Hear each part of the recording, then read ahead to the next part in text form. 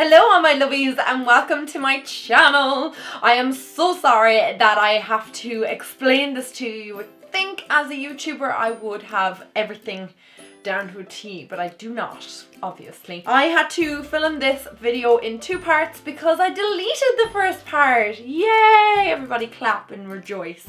I am so silly. I'm gonna look different in the first half of this video to the second half of this video. Anyway, let's not explain any more than that. Welcome to my channel. If you're new here, my name is Aisling and you are very welcome. And if you're a long-time subscriber, then I love you guys so much for returning. Today's video is going to be what YouTube made me buy. I've seen these videos kind of circulating around YouTube and I just thought they were so fun. And I was like, I bet I could come up with like a million products that YouTube made me buy. But I restrained myself and I tried to stick to a limited amount of products. Now this video is going to be ridiculously long, so grab yourself a snack, a cup of tea, whatever you want, sit down, relax, and let's go back down memory lane. Now I wanted to talk about older products in this video, or products that I first bought when I first started watching YouTube, because I thought that would be more fun. I will do an up-to-date video of this maybe in the new year. I don't know if you guys would even want to see that, of the newer products that I was recommended to buy or YouTube forced me into buying. I have been making videos for about 2.5 years consistently, and I have had my channel since 2011. I set it up so I could subscribe to YouTubers, and particularly Marlena from Makeup Geek. She was like my all. I set up DramaticMAC back then, not knowing or not even thinking that I was ever going to make a YouTube channel out of it. But lo and behold, here we are today. There were a ton of OG YouTubers that I always watched, like Marlena from Makeup Geek, Holly Anna Ree, Casey Holmes, Carly Bible, Nicole Guerrero, ShanXO, like so many more. I'm totally forgetting some of them, but they were like my everything back then, and even still now I rely on them so much, and I bought so many products because of their recommendations. I thank them so much because some of them worked out, some of them did not, but we're here to find out what I loved and what I hated. I'm gonna kick this off with two of the most like iconic products when I think back to the early days of YouTube and what YouTubers made me buy, and it's these two palettes right here. Hello. Like, I think they're probably going to be in every single person's what YouTube made me buy video. They are obviously the Urban Decay Naked palette, and maybe not so obviously, I don't know, but the Lorac Pro palette. These two palettes were in everybody's favorites videos, haul videos, reviews, tutorials. Everybody and their mother used one or the other of these palettes, or both, and I needed them. I had to get them. I think you guys all know what it looks like. This is my second one of this palette because I loved it so much. I hit pan on about 5 or 6 of the shadows. I remember Marlena uploading a video and there was like 3 looks in one video of using the Naked palette, and I was like, that's it, I'm sold on that, I need it. The other one is the Lorac Pro palette. You have your line of mattes and your line of shimmeries or kind of more satin finishes. This is a beautiful palette. It's still kind of a beautiful palette even now. Like, it's still a little bit more different than some of the other neutral palettes that are out, but not too amazing that I'm kind of like, I need to use that all the time. My friend Kira loves this palette. Like, she thinks this is the bomb diggity, and I agree with her. It is a lovely palette. It's just more things have come out. I'm more excited about other things. It's not that I ever fell out of love with this palette. It's just I'm trying different things. The thing with this is it's a very difficult palette to get in Ireland. At the time, I couldn't get my hands on this for love nor money, and there was no shipping services around at the time to ship it from America to Ireland. So I asked Jimmy for it and he worked his magic and he got it for me. I don't know how he got it, and I never asked because it was a gift for Christmas. And I was just very grateful and thankful to have gotten it. And yeah, that was like one of the earliest palettes ever. Those two were my first high-end palettes that I ever owned. Next, I want to talk about a primer, and I think everybody and their mother used this primer back in the day. This was the Professional. Okay, a little bit of a background story to it. I never ever used a primer on my skin ever before looking at YouTube videos. Didn't know why you would use one anyway. I just had no idea what it was for. I'd never heard of it as a product, a primer for underneath your foundation. I just thought you slapped your foundation on with your fingers and you're good to go. But little did I know that something like this was quite important to my makeup routine and steps in my makeup prep. And the Professional introduced me to primers. It was a very saucy price for a student to actually purchase this, and even still it's quite expensive. And I found other brands that work exactly the same and they're just a little bit more affordable, like L'Oreal Blur Cream. It was a really good primer at the time. It still is right now. It's just a little bit expensive, and there's more affordable kind of dupes for it. on the market. Another kind of primer-like product is the MAC Strobe Cream. Now everybody used this. Every single person I saw on YouTube had strobe cream. I was like, what is that for? Why would you use that? It is a beautiful product. It is like this pearlescent type finish to it. So many different ways that you can wear this. You can mix this in with your foundation, you can mix it in with your moisturizer, or you can apply it onto your skin before you apply your foundation. It is still a great primer and I use it quite a lot, and I will probably always repurchase it because I think it looks nice on my skin, especially during the summer months. It looks quite well. The next product I want to talk about is definitely an iconic product when I think back to what YouTube made me buy, and it is the MAC Fix Plus Spray. I had no idea what this was for. I didn't know why I needed it. I just knew I needed it. And again, being a student and being broke as a joke, I was very selective on the products that I got, but I still had an expensive eye for certain makeup products. I wanted this. I got it for Christmas, I think, as a gift. I got a lot of these products as gifts for Christmas or out of money that I got for Christmas or my birthday. And I remember getting this product and been like, what do I do with it now? I'd seen Marlena use it with pigments. I didn't own any pigments at the time, so it was probably a bad idea to ever purchase this. But I soon learned that you could make eyeshadows pop by wetting your brush with this. It was great for applying over your foundation to stop that powdery effect once you set your face. I just really enjoy this. I buy it quite frequently because I go through tons of this in a year. I go through quite a lot of it, and I do repurchase it and use it, and I've learned tons and tons of different uses for this product, and that's why I always continue to repurchase it. And then I want to talk about these guys. Yep, these NYX Jumbo eye pencils. I bought so many of these back in the day because everybody used these in makeup tutorials and I wanted them, and they were so hard to get because NYX was not a brand you could get in Ireland. I had to buy them online, I think either on Amazon or on Beauty Joint. I can't remember now, thinking back to it. Basically, they're just a base.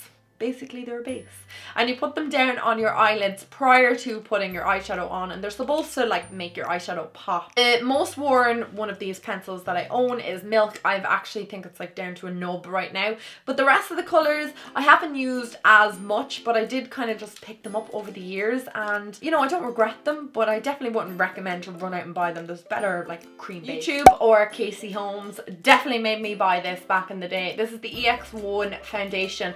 I got the shade F300 because that was the same shade as her, and most foundations we actually have the same color in. This is definitely a hidden gem of foundation. Not a whole lot of people talk about it. Casey talked about it way back when, and I remember she did like a first impressions, or she featured it in a favorites or something, and I was like, I need to get that foundation. It was so hard to get. I think I had to get it on Look Fantastic or Feel Unique, one of those websites. I can't quite remember now, but I will link it down below. I haven't repurchased this in a while, but when I was loving this, I went through about 2 or 3 bottles of the stuff. It was amazing and still is. Another product that Marlena made me buy was MAC's Painterly Paint Pot. Again, I'm gonna say I had no idea why I was buying this. I remember one time we went to Belfast and I went into the MAC in their shopping centre, and I went straight to the girl and I was like, I want Painterly Paint Pot. I had no idea what it was for. Like, I didn't understand it was for priming the eyelids. I didn't understand it was for like blocking out any irregular pigmentation on the eye, making your eyeshadows last longer and pop in colour. But I knew I needed this because Marlena used it all the time underneath her eyeshadows, and I remember getting this, and like at the time I nearly died because it was like €22, and that was a lot of money for me, and even now like to drop on something like this was a lot of money, but it has served me well. This lasted like 2 years, and then I've purchased like a couple more since then. It's just a great product for making your eyeshadow pop. The other colour it came in was Soft Ochre, but I saw Marlena using this one more frequently, so I felt like I needed this one. These concealers were recommended to me by Carly Bible. She used them in a contouring video, and I didn't know what contouring was, to be honest, but I bought these products anyway, and I remember buying them from Beauty Joint or somewhere at the time, and they are the LA Girl Pro Conceals. ShanXO used them an awful lot as well, so I felt like I was justified in buying these because other people were using them. The first time I ever cream contoured, I looked like I had like a beard on the side of my face because it was so dark and not blended out properly. It just looked a hot mess, so I kind of didn't use the darker one for a long time. time. I use the LA Girl Pro Conceal, the lighter one, underneath my eyes all the time, and I loved these products. They're not that old of a purchase. Like, I mean, I think I only bought them maybe about 3 years ago. So they're not like back from the original days of YouTube, but they are definitely a memorable purchase because I still use them right now. I still recommend them. They're amazing. I love the fact that the one that you use underneath your eyes doesn't crease, doesn't budge, doesn't fade. It's brightening. I love it. Love it so much. I used to love my British YouTubers as well because a lot of the products they would mention, I could get them in Ireland because they were only across the water. They weren't that far away. And one thing I remember Fleur de Force recommending was the Lasting Perfection concealer from Collection, and I needed to get it because it was a drugstore product. It was really affordable. So I ran to my local Boots and I picked it up and I never regretted it. I still use it right now and I still recommend it to anybody who's looking for a good brightening concealer. I just think it's a great product, and I mean, you can't really be going wrong with like a €3 or €4 concealer, especially if it does all the things that this does. I feel like I can't mention one of these products without mentioning the other. These are like sister products. They just go together. They work on the skin nicely, and they were very popular back in the day. And they are Nars Laguna Bronzer and Nars Blush in Orgasm. I have no idea who first mentioned these products, but everybody and their mother used them, and I felt like if I ever had a Nars product, I had made it in life. They were so expensive back then, and it was just like so much for me to actually purchase one. So I put them on my Christmas list, and I got one for my birthday and one for Christmas. I can't remember which one. I was so grateful because I was like, I've made it now in the makeup world. I finally own Nars products. And to be honest, Nars Laguna, like, it's not that amazing of a bronzer. It doesn't actually show up on my skin tone. And again, looking at me under lighting, you might think, oh, but sure, it's dark enough to match you. This shows up only on my skin in the winter months when my skin is a lot paler. In the summer, I cannot wear this. It does not show up in any way, shape or form. It's still a lovely bronzer, but it's not as creamy and pigmented as I would want. I would never ever regret having this in my collection because it was a gift as well. And like I said, to me, Nars was a big deal back then, and getting a Nars product was a huge deal. The other product I was talking about was the Orgasm Blush from Nars, and I love this. And even now, I still love this, and you can see I've really hit pan on it and bits of it have broke. It's a big favorite of mine, this blush. I know a lot of people said they didn't get it, that it was underwhelming, but the second I applied this onto my skin after it had been recommended to me, I was like, I know what they're all talking about when it comes to this blush. It's a beautiful blush. It's kind of a pinky coral shade. It's fab on most skin tones, and it's really buildable. And it's a blusher I'll probably always have in my collection just because, again, it means so much and I like how it looks on my skin. This next product was the first of its kind in my collection, and it's a highlighter. And this highlighter, it did the rounds for years and years and years. I don't hear people talking about it at all anymore, like ever. And it is Soft and Gentle Mineralized Skin Finish from MAC. And I went into a MAC store again, and I was like, I need this because I think Marlena used it. I think I saw like people like Casey Holmes using it. I know Nicole Guerrero used to use it. Like, MAC again was talked about by everybody back in the day. MAC is not talked about as much as it used to be years ago because there's other brands out now, and there's more exciting things and more affordable things and more pigmented things coming out all the time, and it's just forgotten about. I bought this as a highlighter. I had no idea what a highlighter was for. I didn't know where you applied it. I used to apply way too much of this. It looked like a glittery hot mess. So I used to actually use it just to brighten up my inner corners of my eye. And even now, sometimes I will use it like that. It's a lovely skin finish, but it's just not, you know, the be all and end all. I don't know if you can see it there in the back of my hand. It's not something I would recommend to anybody to have. It was very expensive as well, like €33. I still think it's quite expensive now. And again, I don't regret getting it because it introduced me to highlights, and I finally found out what they were for and why you highlighted the tops of your cheekbones, just to make your makeup look a little bit more interesting. The next product that I had to buy was because of Little Kiva. She totally made me do this. Little Kiva was an Irish YouTuber. She uploads a little bit now, but definitely not as much as she used to. But she used this product, which is the INGLOT gel liner, and I felt like I needed that because if she could do her wing that would like cook cake, I could do my wing like that. Yeah, I'd actually hate to look back and see the state of my wing liner because I did not do it anywhere near as good as she did. But INGLOT number 77 gel liner has still been with me to this day. It is the deepest, most pigmented black gel liner I have ever used. It dries matte, it's waterproof, it's life proof, and I thank little Kiva every day for recommending this because it's just an amazing gel liner and it's changed the way I do my eyeliner. I took an awful long time to practice doing my eyeliner and getting it looking halfway decent, but this product definitely helps. I'm going to move on to another product that I found really hard to get when everyone was talking about it, and it shouldn't have been that hard, I suppose, but it was the NYC Sunny Bronzer. For some reason, like, NYC is sold in Ireland. This was extremely difficult to get hold of.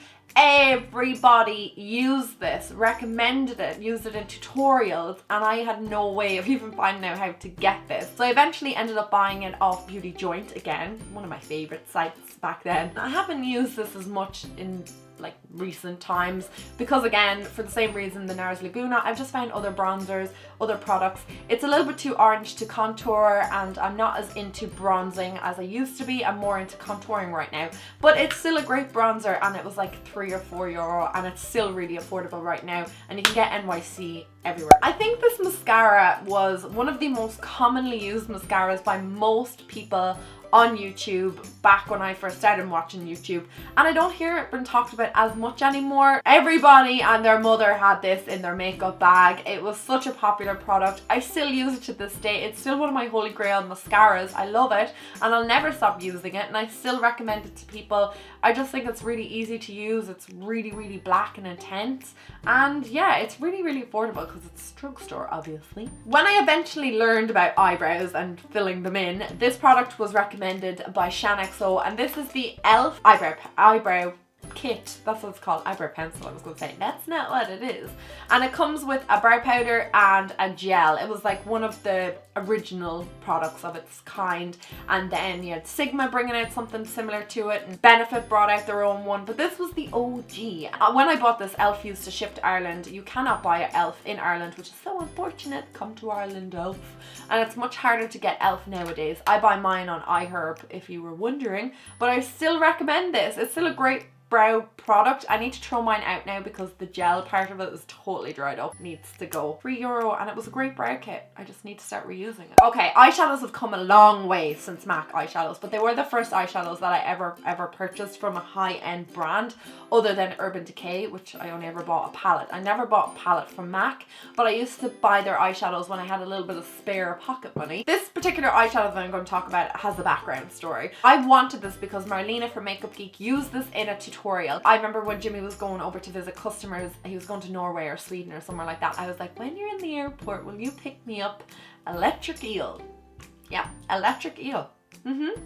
My younger self wanted a bright blue eyeshadow. I think Jimmy nearly had a heart attack when he went to the girl and he was like, can I have electric eel? And saw that it was this bright blue eyeshadow. He was like, what are you gonna do with that? I remember him actually ringing me. It's a blue eyeshadow. Is that the one you want? And I was like, yeah, I'm gonna do so many looks with this. I had no idea what I was doing with this. I did not have Marlena's skills. I still don't have Marlena's skills, but I bought this eyeshadow because she used it, and I bought so many other MAC eyeshadows, but I think that one's the most memorable because, hello, who buys this bright blue eyeshadow when they have no makeup skills and don't know what they're gonna do with it? Me, obviously. And then on eyes as well, another product that I had to get was the MAC Tan pigment. Everybody used this pigment and I wanted it and I had to have it, and I had no idea how to use the pigment on my eye. I know I'd seen Marlena use it with Fix Plus, so I was going to give it a shot. I love this pigment, I still do, and I wish more people would talk about it now because it's still a very beautiful pigment and one that I always get compliments on when I do wear it. I've managed to kind of create better looks with this pigment in later years, but it is definitely one of the OG products that I ever got, and it's the first pigment that I ever owned. Okay, right before I go on to lip products, the last eye product that I want to talk about is actually one of the colour tattoos from Maybelline, and this was the colour On and On Bronze. I think it was called Bad to the Bronze in the US, and I needed this. It's from Maybelline. Mine has dried up. I need to throw it out. I'd actually like to get another one of it because looking at it, it is insanely beautiful. It was this gorgeous bronze shade. You applied it onto the lid, again, another cream base product, and you could apply eyeshadow on top or leave it as was.